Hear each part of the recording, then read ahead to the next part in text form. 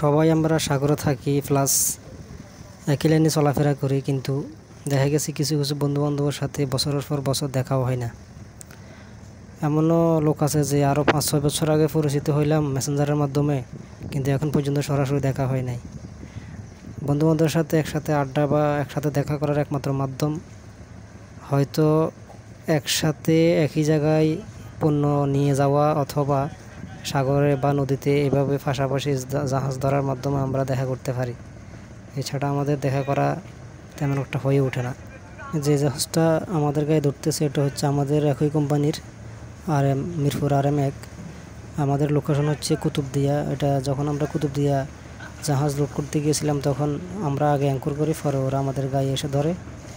বাড়িতে যেরকম মেহমান গেলে যে সবাই খুশি হয় যে মেহমান আসছে, সেম আমরাও নদীতে বা সাগরে যখন পাশাপাশি একটা জাহাজের সাথে আরেকটা জাহাজ ধরি তখন আমাদের অনেক আনন্দ লাগে যে অনেকদিন পর ভাই বন্ধুদেরকে দেখলাম, সবার সাথে হাসি ঠাট্টা মজা করতে পারি।